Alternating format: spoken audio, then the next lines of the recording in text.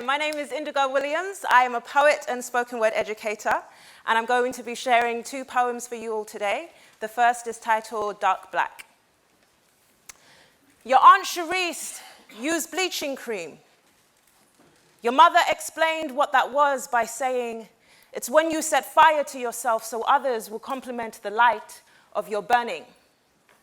You didn't understand this until the day a black girl cursed you dark-skinned. You learnt that black wasn't one color. It had different degrees of shame. Yours got you cornered in a playground by bullies who kicked your face into the ground just to prove how much your skin looked like dirt. It was then you began to see the distance between each shade and why your aunt would want to crawl towards a lighter type of rejection. One night in the bath, you tried to scrub your black off as though it was mud that wouldn't peel when it was picked on. You put your hand under the hot tap to let it scald you clean, but no amount of throbbing lit the dark in you. When your mother asked about the burn, you told her what the girl said and how you understand Aunt Charisse. What else can you do when your darkness is so steep, no one wants to suffer you? Your mother told you that of all the tragic things you may suffer in this life, your dark skin isn't one of them. There is nothing to mourn about black. Thank you. Thank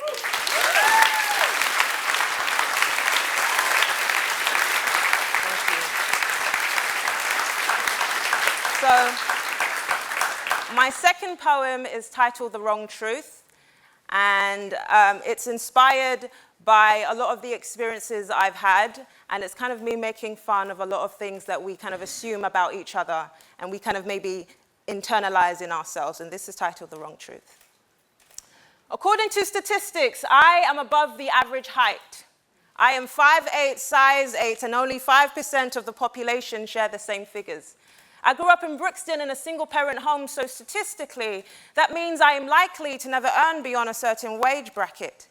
I went to a poor-performing school, so I'll probably never own my own house. But I'll have a child outside of wedlock with a deadbeat spouse. I'll live in a council flat that the government gave me, and my offspring will be another addition to the problem of gun and knife crime in society because, well, that's what the statistics say. And they say statistics are right. So I am all these things when you first see me because statistics help you to classify me. According to stereotypes, I am a black woman, so that means I'm rude. I twist my neck when I speak because I have an attitude. I am loud and unapproachable. If you disrespect me, I become uncontrollable because my only method of communication is through volatile speech that escalates the situation. I'm skinny, so in the eyes of the media, I am just right. If I'm well-spoken, then I act white. My name is either Keisha or something that rhymes with Isha. But if I'm African, it's Ola or Ama, because Nigerians and Ghanaians are the only ones in Africa.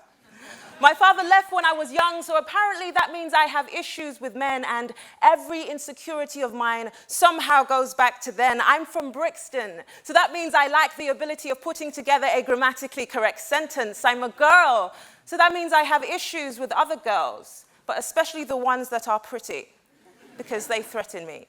My hair is Afro-kinky, so that means it's messy, but if I wear weave, then I have issues with my identity, and God forbid that anyone should find out that my boyfriend's white. Because that just means I want my kids to be liked. I am all these things when you first see me, because stereotypes help you to classify me.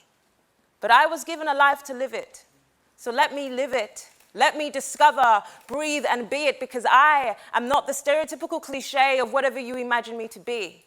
I am not here to be boxed in within the framework of a system that has the majority of the population believing that they are whoever you say they are.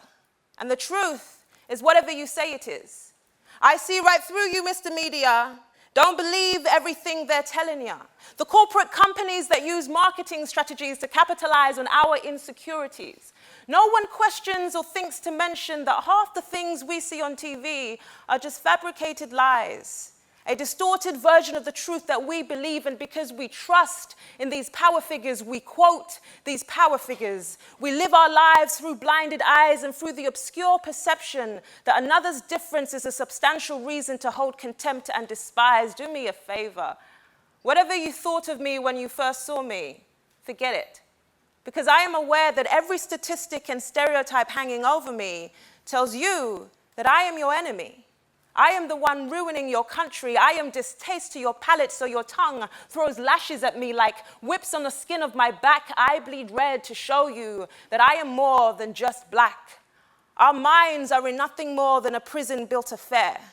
A mentality that tells us that the enemy is out there, that we should stay safe within our box, but understand that belief system is nothing more than mental locks. We are not enemies, my friends. Look again. I have 2 eyes, 1 nose, and I bleed red blood just like you. But if you still want to see that enemy, take a look in the mirror, because it's you. Thank you very much.